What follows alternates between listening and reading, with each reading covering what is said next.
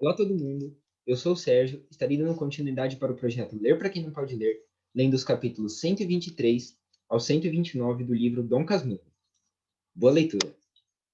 Capítulo 123. Olhos de ressaca. Enfim, chegou a hora da encomendação e da partida. Sancha quis despedir-se do marido, e o desespero daquele lance consternou a todos. Muitos homens choravam também, as mulheres todas. Só Capitu, amparando a viúva, parecia vencer-se a si mesmo. Consolava a outra. Queria arrancá-la dali. A confusão era geral. No meio dela, Capitu olhou alguns instantes para o cadáver tão fixa, tão apaixonadamente fixa, que não admirava-lhe saltassem algumas lágrimas poucas e caladas. As minhas cessaram logo. Fiquei a ver as dela. Capitu enxugou-as depressa, olhando a furto para a gente que estava na sala. Redobrou de carícias para mim, e quis levá-la, mas o cadáver pareceu que a retinha também. Momentos houve em que os olhos de Capitu fitaram o defunto, quais os da viúva, sem o pranto nem palavras destas, mas grandes e abertos, como vaga do mar lá fora, como se quisesse tragar também o nadador da manhã. Capítulo 124. O discurso. Vamos, são horas.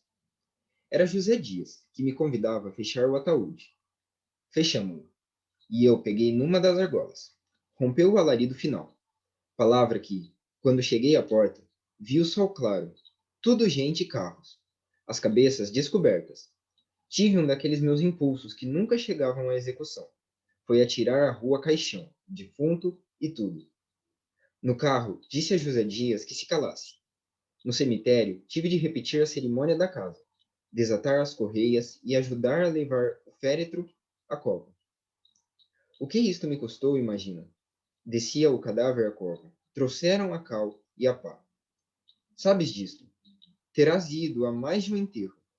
Mas o que não sabes, nem pode saber nenhum dos teus amigos, leitor, ou qualquer outro estranho, é a crise que me tomou quando vi todos os olhos em mim, os pés quietos, as orelhas atentas, e, ao cabo de alguns instantes de total silêncio, um sussurro vago, algumas vozes interrogativas, sinais e alguém, José Dias, que me dizia ao ouvido: Então fale. Era o discurso. Queriam o discurso. Tinham jus ao discurso anunciado. Maquinalmente, meti a mão no bolso, saquei o papel e li-o aos trambilhões. Não todo, nem seguido, nem claro. A voz parecia-me entrar em vez de sair. As mãos tremiam-me. Não era só a emoção nova que me fazia assim. Era o próprio texto, as memórias do amigo, as saudades confessadas, os louvores à pessoa e aos seus méritos. Tudo isto que eu era obrigado a dizer, e dizia mal, ao mesmo tempo, temendo que me adivinhassem a verdade, forcejava por escondê-la bem. Creio que poucos me ouviram, mas o gesto geral foi de compreensão e de aprovação. As mãos que me deram a apertar eram de solidariedade. Alguns diziam: muito bonito, muito bem, magnífico. José Dias achou que a eloquência estivera na altura da piedade. Um homem, que me pareceu jornalista, pediu-me licença para levar o manuscrito e imprimi-lo.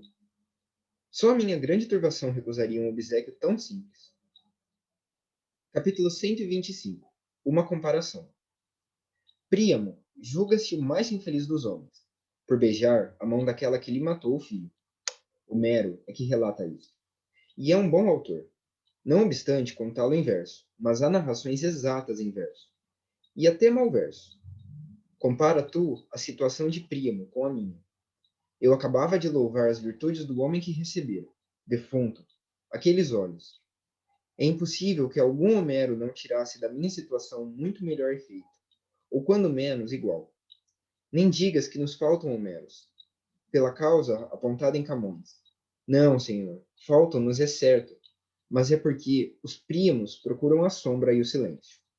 As lágrimas, se as têm, são enxugadas atrás das portas, para que as caras apareçam limpas e serenas. Os discursos são antes de alegria que de melancolia, e tudo passa como se Aquiles não matasse Heitor. Capítulo 126. Cismando.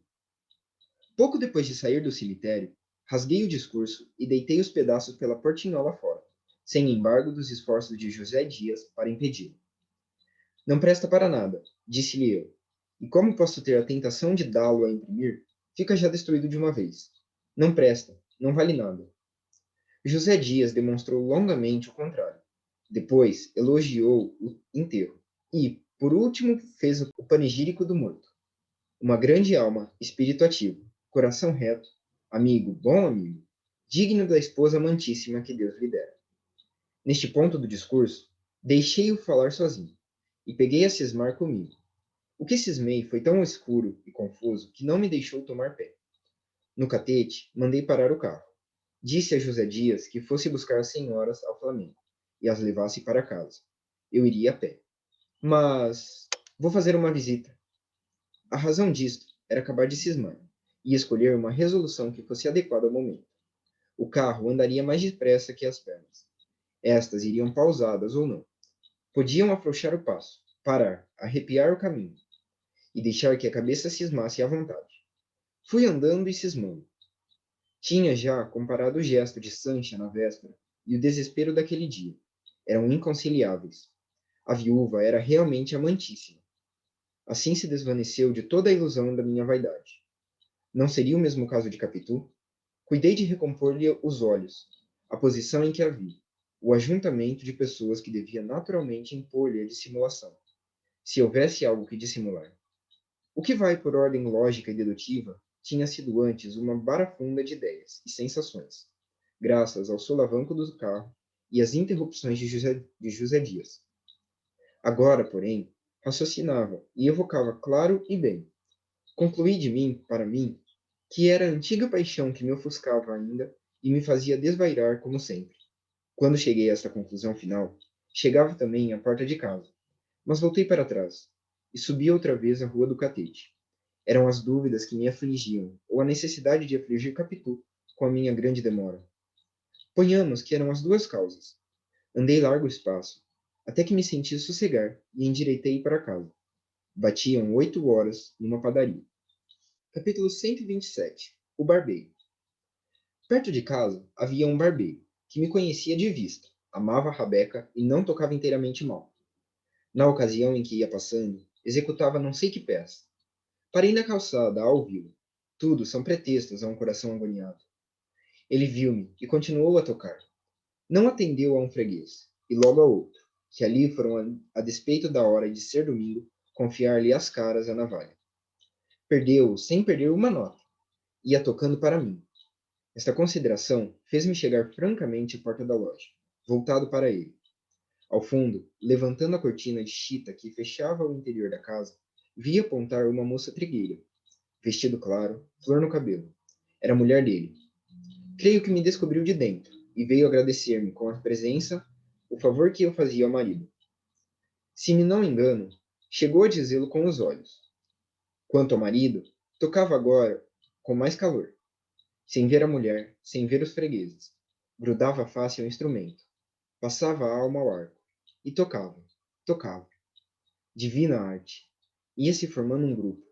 Deixei a porta da loja e vim andando para casa. Enfiei pelo corredor e subi as escadas sem estrépito.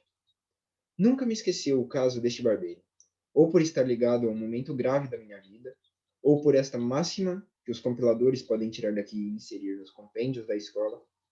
A máxima é que a gente esquece devagar as boas ações que pratica, e verdadeiramente não as esquece nunca. Pobre barbeiro, perdeu 2 barbas naquela noite, que eram o pão do dia seguinte. Tudo para ser ouvido de um transeunte.